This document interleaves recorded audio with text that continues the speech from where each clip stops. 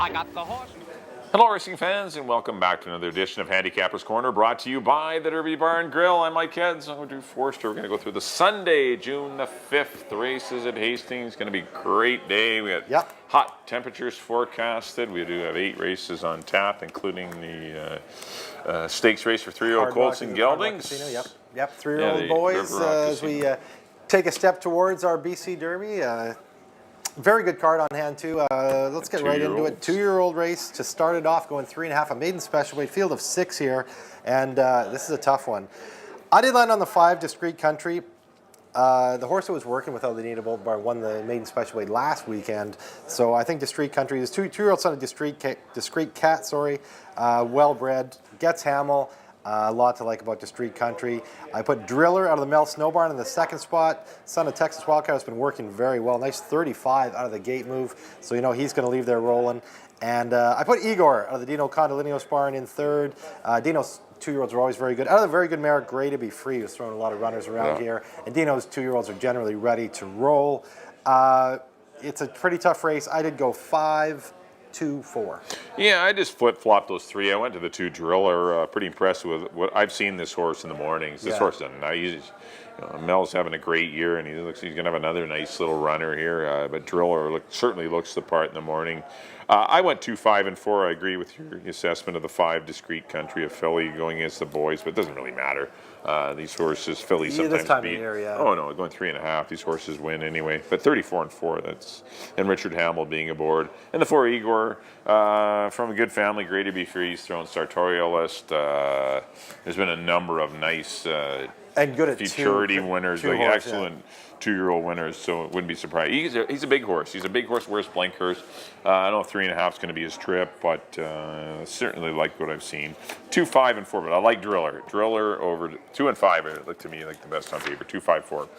On to the second race. I can grab 2 pages there. Maiden $4,000 fillies and mares going a mile and a 16th. I went to the 1 Mini Fridge. Do I love Mini Fridge? No.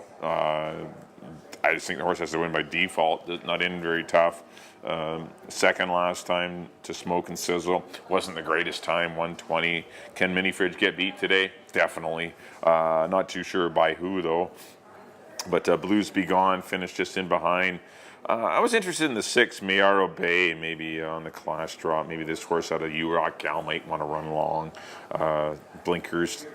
Blinker change and a company change, maybe that's enough maybe to get this horse to maybe win the money. Even A-Hole Auger, this horse wasn't disgraced in his first run of the year, might improve. But yeah, 6, nondescript maiden fillies that are tough to assess, but I went 1, 5, and 6. I pretty much got the same thing. I went Mini Fridge over Blues Be Gone, but it's a coin toss between those two. I think one of those two wins this race. I did go Mini Fridge over Blues Be Gone. I threw A-Hole Auger in the 3rd spot. Comes out of that same race and didn't get beat far for 3rd behind Blues Be Gone. So, she's in it too. I went 1, 5, and 2 in the 2nd. On the 3rd, optional 35 for older colts and geldings, going a mile and a tick. Field of 6 signed up for this one, and I did go to the 6 Shooting Jacket. He comes out of the stake to go in here. Been running into tough horses. Only got beat a length and a quarter by Modern, the first stake. Came back as a favorite in an optional 50 and ran into a very nice horse in Sabado Alegre. Only got beat a length and 3/4 in last time. Couldn't quite get to Crackdown and went in 1:16 and 3. So he's been in some very fast heats. Now he stretches out. He's shown throughout his career he likes to go long. Had a good 3rd last year in the SW Randall. Only beaten a neck. Going a mile and an 1/8 behind Square Dancer and Don't Mess with Kid. And I went with Shooting Jacket on top of Venetian Mask. Another one who burned as the chalk last time. Only got beat a length, and he is a horse that wants to go longer. I know Mike Anderson's been waiting to run him long, so when he did go a mile 16th down at Golden Gate, he ran a mile in allowance 40 and won by a length and a quarter. Those are tough horses to run into down there, so he fits in here. And I put Uncle Willard in the 3rd spot of the Craig McPherson Barn. 2 races this year and 2 very solid efforts. Beating Richter Red the first start at big odds of 17 to 1 and came back and only got beat 2 3/4 in that same Crackdown Shooting Jacket race. So I put him in the 3rd spot. I went 6, 3, and 4. Yeah, I went to Uncle Willard to win it. I'm going to try him. Shooting Jacket's the horse to beat. Definitely agreed. But he is a little wind shy. Yeah, he finds ways to lose, and maybe he'll get the job done here. I kind of liked him in the stake. Yeah. And they scratched With out all of that it. gas in there. Oh, there's a lot of speed, and I thought he was going to be real interesting because he did work so well the other day, and I thought he would go well, but they opted out. But Uncle Willard, he was in a lot of trouble in that Crackdown race. He kind of got shuffled back in spots. Not enough for the comments to say check, shuffled or anything. But I mean, this horse had to not alter really course comfortable, and was down on the inside. Just didn't get the best of trips. For my money, he was better than Shooting Jacket that day, and I'm going to follow him back. His route races are good. So is Shooting Jacket, though. They're both going to improve on the stretch out. So for me, it's 4-6-6-4. Then I put Slice of Red in for third. He's another horse. Needs to find his form. It's been a couple of no-threat efforts so far, but he's not a greatest sprinter. But we'll see how he fares. But I went 4-6-1 in a very good allowance feature, or co-feature. In the fourth race, we got some fillies and mares, $25,000 maidens going 6.5 furlongs. I ended up on the 3 Winning Edge. I'm going to try the Craig McPherson runner. Been working well in the mornings. I just didn't want anyone out of that 120 race. Yeah. Anything out of the Indy Black race I just didn't want. And maybe they'll win, but Winning Edge has found a pretty easy maiden 25 for me, and if you only got to run in 119 and 4 to beat this group, well, then I like Winning Edge's chances. I put Touch of Green, who was in trouble in that race, actually clipped heels with a horse leaving the gate, and then got in trouble on the backstretch, almost went down at the far turn. This horse had an eventful trip. And Princess O'Prado, who will be your favorite, probably get over bet. I put that one in for third. But it's had a couple of chances to win, and really had every shot to win in 120 last time and couldn't. And that's my knock on the horse. But I'm going to try Winning Edge. It's just a fresh horse, good works, barn's going well, Hamill aboard. I'm going to go 3-2-4. I did go with the 2, Touch of Green. She got in a ton of trouble last time, as you mentioned. You should be in trouble in 120. Yeah, exactly. She was moving up the rail and kind of got pinched out. Antonia Reyes lost her irons. I thought she was done. Yeah. She fought on No, gamely she went great, to come back and only get beat a length and 3/4 with a clean trip under Dennis Arrojo. I like Touch of Green over Princess Surprise. You mentioned she's going to be your favorite, but yeah, that wasn't an overly heady meet. Had every shot to win. Yeah, and that's the thing. exactly. At least Touch of Green didn't have every shot to win. Yeah. This horse had some issues. Yeah. She should have won that race. Got beat by Indy Black. And I put Get Aboard, who comes out of a Valid Vow. The race before they went in 112, going 6 furlongs. Mark Luce having a good year. She's a birdstone, so even that extra furlong or half furlong is going to help her a little bit. She's going to want to go longer. I went 2, 4, and 5 in the fourth. On the fifth, $8,000 claiming race going long for older Colts and Geldings. Big field of 10 here. And I went to the 3 Gamby. 2 very good efforts. 3 actually very good races this year. Win at 62.50 for fun. Come back, could not catch some Milk Me Joy, but ran very good. These are all sprinting. Now he gets to go long. He's proven the distance. 7-time winner at the distance. Silviana Morales going good. Mel Snow's on fire. He finally gets to stretch out. He's your horse, I think, when they stretch out. Gamby, I went to another guy waiting to stretch out. That's Mark. Richard Hamill rides for Paddy Leaney. Paddy Leaney, of course, having a very good meet. He comes out of a tough race with Burnham, and that was sprinting, and he is a guy, over the years, you can't ride a race far enough for him. He's going to appreciate the stretch out. And I put Mr. Candy taking a jump up out of a non-2 into a wide open $8,000 race, but Mike Anderson's got this guy going very good right now. And another one, they thought quite a bit of him early on. He's a Candy ride, another one that will like the stretch out to the distance. I just threw him in for third. I went 3, 9, and 7. Yeah, I agree with your top 2. Gamby on the stretch out. It's going to be dangerous. Still needs some pace help, but because he does come from out of it, so that's the only concern. But he's been sprinting well, and he's a better horse going along. And so if he's sprinting well, that bodes well for the 10-year-old. Yeah. I mean, he's a cool old horse. Same as the 9 Mark. He's not a sprinter. He can't sprint at all, but he gets to stretch out, and I'm sure he'll be more of a factor.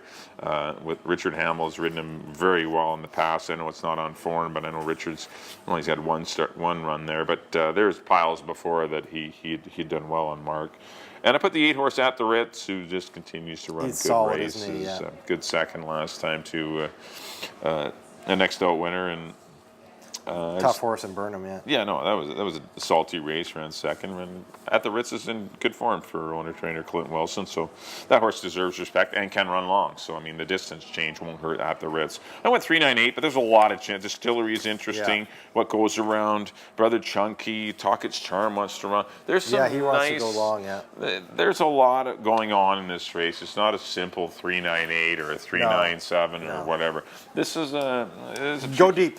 tricky little race, but a good one to kick off your late pick for. I went 3, 9, and 8. On the 6th race, this is the River Rock Casino for 3-year-old colts and geldings, going 6.5 furlongs. And I went to the 4, Crazy Prophet. Thought this horse was best last time, just had to make an early run. Thought maybe a misjudged run. Pedro gives so many good rides. But just this probably would be one that he would want back, where he would have waited a bit and just kind of used his horse pretty early after coming back in just 2 weeks. So I don't know. I like Crazy Prophet maybe to defeat the 6, Stands in Command, and the 7, Hold the Giant. I think those are the other 2 horses for me. Silvertown, I have no idea what to do with this horse. Maybe he'll win by 10. Maybe he'll run no, or I don't know where he fits. He broke his maiden at Keeneland for $75,000. He's had to ship across the country here. He's worked reasonably well. And Rico Walcott in to ride. He actually was in to ride Snuggles, but the race did get canceled and moved to next week. But going to ride Silvertown, but see how he goes. I don't know if he's speed or, there's other speed in the race. Get BC Charlie, good as they get. Hold the Giant, Coulterberry, Crushing Candy's fat. I don't know how Silvertown's going to adapt to, Maiden 75 doesn't win you stakes races here, but maybe they did make an astute claim. We'll see. But I went 4, 6, and 7. I'm going to stick with Crazy Prophet. I really like this horse. I liked him last time. I'm going to follow him back. I went to Silvertown actually, just because as you mentioned, it is a maiden 75. It's at Keeneland, though, which is tough. I like the fact that he's a speeds town. He's getting runners everywhere. They paid a good price for him at the sale. Then Swift claimed him last time. Got a big 77 buyer, which stands out over this field. Naturally, we don't get as high a buyers here as you get at Keeneland. But I'm taking a shot on a newcomer in Silvertown. I put him on top. He'll be 5-2. I mean, he'll be one of the choices. I put him on top. It Stands in Command, who ran a huge race last time, coming off the bench. Great ride. First start of the year for him, and great ride by Richard, splitting horses down the lane. Stands in Command. He's a cool horse. I mean, he's never off the board. So I put him in the 2nd spot. And I put BC Charlie in the 3rd spot. I know they thought quite a bit of him as a 2-year-old and never really got going, only ran twice. And his 2 efforts this year, first for maiden 25 and come right back in a tough optional 25 and won again. He's got a lot of upside. So I put him in the 3rd spot. He's improving. And definitely, keep an eye on Crazy Prophet, of course. Hold the Giant, the Tim Bradcroft part. Coulterberry, I think, is interesting, too. He got a nice 72 buyer. In a maiden 25, they absolutely dusted the field. He was didn't even take a deep breath. His first won pretty comfortably, Coulterberry. He was miles. So he's interesting. Don't let him get away at a big price. But I did go 3, 6, and 1 in the River Rock. On to the 7th, thrilled up 4,000 non-winners of the year, going long. Field of 7 here. I went to the 2. This is the moment. Just one race, going to mile 16th in his career, and it was a winning one. So he's been knocking on the door, in these events, and I like the fact that Hamill sticks with him for Mike Anderson, and he goes long. I like that. So I put This Is the Moment on top of Majestic Mark, another one that should be tough going long. 5 starts. He does have a win, a 2nd and a 3rd going long. Patty Leaney pressing all the right buttons right now. Skylar Whiteshield rides. And I put Nana's Buddy in the 3rd spot. He's an honest little guy, always shows up and comes around. He's won 2 in a row in his 2 races this year. He's undefeated so far. I went 2, 4, and 7. Yeah, I went to the 4, Majestic Mark. I think his horse is going to get the lead. He's going to be dangerous on the head end. Battled sprinting last time and was beaten by a pretty good group. Citron Kid, Proxy Man, Every Night's a Blur. That was a considerably tougher assignment for Majestic Mark. His route races last year were very good. He did defeat Street Map. Actually, he overtime. He lost the Street Map and at the Ritz, but still he did defeat a next out winner in overtime, and he got beat up on the pace in that at the Ritz Street Map. This horse just wants to route. I think that's his best distance. He's going to get the lead in here. I just don't see a ton of speed. Say Fabulous might go, but I mean, there's not a lot of speed in here. Majestic Mark, Patty Leaney, as you mentioned, doing everything right now. Put that one on the head end. I put the 6, Bluegrass Man, in for 2nd. I think this horse's mile 16th races were his best last year. And the Frank Barabee barn's been rocking rocking and rolling. I thought it was a better than looked race behind Stratify Sprinting, but he needs the route. He gets the chance. And I put this on his buddy. I don't know if his horse can run long, but he is closing in his He's got races. the style like. But still, yeah, sometimes they're late closing sprinters, and other times they can do it. But going along, we'll see. But I went 4, 6, and 7 in the 7th. On the 8th and final, $16,000 older horses going 6.5 furlongs. I went to the 2. It's finally Friday. A good runner-up effort to Twist Grips, who proved that, that was a pretty tough horse to run into. He came back and won for $25,000 to Twist Grips. So it's finally Friday. He's got to be pretty dangerous. I know he has some pace pressure from the 3 after the conflict, and the 4 maybe it's in command. But I think it's finally Friday is good enough to win it. Richard Hamill rides. Put the what did I put in for second? The 1, Senor Rojo, in for second. Old veteran, could get a good pace to run at. Gets his beloved rail, and he loves leaning on that rail, and he's won a lot of money for Dave Forster on the fence and running big races. And I put the 7, Calgary Caper, another one maybe coming from off the pace that might benefit from if the pace is a little warm. So Antonio Reyes will ride it. It was a good run from Calgary Caper, first time out behind Burnham as well. I went 2, 1, and 7, but I do like It's Finally Friday. I don't have much to add. I got It's Finally Friday on top. He looks like the horse to beat in here. I got Senor Rojo in second. He was bottled up, never got a chance to run last time. He was just trapped the whole way. When Scott Williams finally got him a little bit of daylight, he galloped out in front of everybody. So if there is a good pace and he gets a clean trip, he should be right there. And I put Calgary Caper, same as you, in the 3rd spot. An impressive race in his first start here at odds of 16-1. Just got beat by a very tough For good friends, Burnham. Kim and Lance Giesbrick, perennial leading trainer. Yes, Lance, former leading trainer here at Hastings. Lance Giesbrick and his wife, Kim Peacock. Yep, they live in, what is it? I'm trying to think of the town. They live in Alberta, and you can tell this horse has pretty much followed them around. They spend their summers in Edmonton and their winters in Turf Paradise in Phoenix. And they're in Phoenix. Looks like this guy's good people. Made that trek with them. And it's great that they've given, sent a horse out here instead of, they could have the horse campaigning at Edmonton and Northlands Park, but they chose to send the horse out to Phil Hall, which is super. And best of luck. Hopefully, Calgary Caper gets the job done. He's in there with a big shot. I went 2, 1, and 7 in the nightcap. That'll do it for our analysis. Up next on screen will be our picks. Mike is always up first.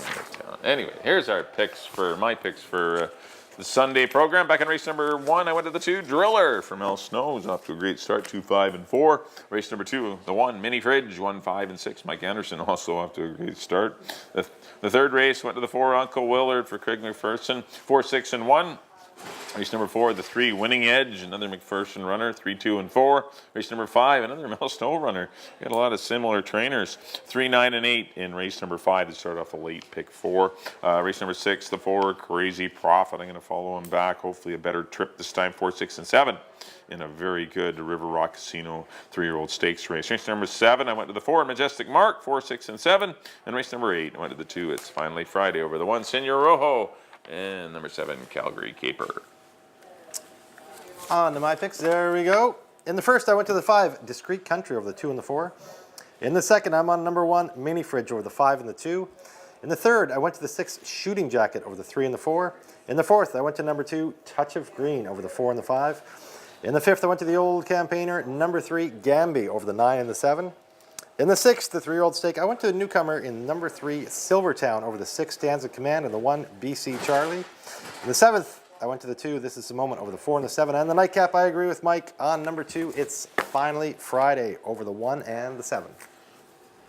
Well, there's all your goodies for the Sunday, June the 5th program at Hastings Racecourse. Just a reminder that, of course, next Saturday we race. Next Saturday, June the 12th, or June the 11th and June the 12th. Of course, it's Belmont Day.